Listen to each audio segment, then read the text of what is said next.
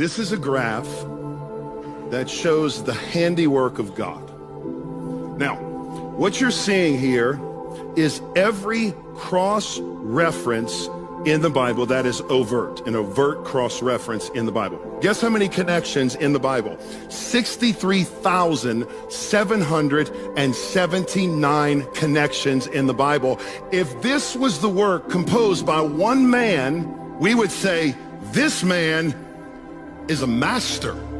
What a masterpiece. He's a master composer. The problem is, this is written by 40 different men over 1,500 years on 3 continents, Europe, Asia, and Africa, in 3 different languages, Greek, Hebrew, and Aramaic, and the entire book tells one united story. It's all connected together. Friends, the only answer for this, young people, listen to me. The only answer for this is God. Period. You find me another book in all of human civilization that even scratches the surface of this. What if I told you I could give you undeniable proof that the Bible is the Word of God and that it was authored by his own fingerprint? So there is a hidden message in the code above, and if you read the message, it will actually give you the code. Go ahead and pause the video for a second and see if you can figure out what the code is. If you found the code, go ahead and put it in the comments. All right, so what that is called is an equidistant letter sequence. And this is actually found in the book of Genesis. So let's take a look and examine this. So if you look in the book of Genesis and you find the first letter T, again, this is in Hebrew, you find the first letter T, then go 49 letters and you will go to an O. Again, 49 letters, you'll get to an R, and again, 49 letters, you will get to an H. Now, what's amazing is this is repeated throughout the entire book of Genesis. But let's go a little further. In the next book of the Bible, the book of Exodus, the same phenomenon is repeated. Start at the first T, 49 letters O, 49 letters R, 49 letters H. Now, this is not done in Leviticus, but we'll come back to that. The same phenomenon is found in the book of Numbers, but it's backwards. You start with an H, 49 letters R, 49 letters O, 49 letters, you get to a T. And again, this is amazing. In the final book of the Torah, Deuteronomy, it's again, same equidistant letter sequence, but it's backwards in the book of Deuteronomy. H, R, O, T. Now, where does that leave us with the book of Leviticus? In Leviticus, we don't have an equidistant letter sequence using the word Torah, but there is a really important word that is used in the Bible that was very holy that is found in the book of Leviticus. And that is the word Yahweh, spelled Y-H-W-H in Hebrew. So, it is not done in 49 letters, it is done in 7. You go to the first Y, go 7 letters, you get to the word H or the letter H, 7 letters W, 7 letters H again, all throughout the book of Leviticus. Now, this is done in all 5 books of the Bible, and yet and still the Bible makes sense, and it is also readable. How in the world does that happen? But let's examine what this phenomenon is teaching us.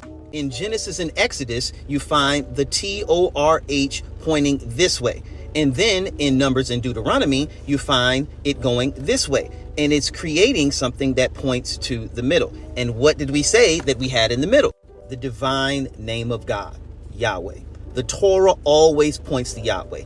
What human person the Bible's written centuries ago now, could have authored this if it wasn't God's own fingerprint, giving us undeniable proof that even though this was all written by Moses, do we really think Moses would have had the intelligence to do something like this? This is undeniable proof that the Bible always points to Yahweh, and his own fingerprint is included in the scriptures. Are secret codes hidden in the text of the ancient Torah? Take a look. Chapter 11 of the book of Exodus talks about the Passover sacrifice, which was prepared the afternoon before Passover. That day is also the birthday of the great 12th century sage, Maimonides, and an acrostic of his name is hidden within a verse that describes that day. But hidden information is also lurking in codes, or words you discover when counting letters at equidistant intervals. For example, that same paragraph also includes the name of Maimonides' great work, the Mishneh Torah, which is encoded as an equidistant letter skip of 49 letters. The proximity of the words and the number of skips are often significant as well. In this case, the words Mishnah and Torah are separated by an equidistant letter skip of 613 letters, which is also the total number of the Torah's commandments, as well as the topic of Maimonides' work. I would not be sharing this with you if I did not believe from my own personal research that everything I'm going to share with you is absolutely accurate. For at least 1,000 years, Torah scholars, biblical scholars, have suspected that there were hidden codes within the Torah. Your name is in the Torah code. My name is in the Torah code. The details of your life, all of this information, all this is in the code. The assassination of President John F. Kennedy, you can see the word Dallas, and you see his name, and you actually see the words "to die." The time and the date for the atomic detonation of Hiroshima, the exact date, 1945. Last example of the Bible code that I want to share with you was one that impressed me so deeply. It is the part of the code that says that the code itself was sealed until what is called the end of time. At the end of time, when our computers and the mathematics have come together in a way that allows us to unlock the mystery of this code, the code is sealed until the end of time, and the word computer is right next to it. Did you know that scientists have actually found the name of God written in our DNA? As it turns out, in the nucleic acid in our DNA, scientists found a sequence that spells out the name of God. The sequence revealed the letters Yod, He, Vav, He, which actually spells Yahweh, the name of God. And you're not going to believe this, that sequence is found in every single person's DNA. It is the thumbprint of God proving that He is real.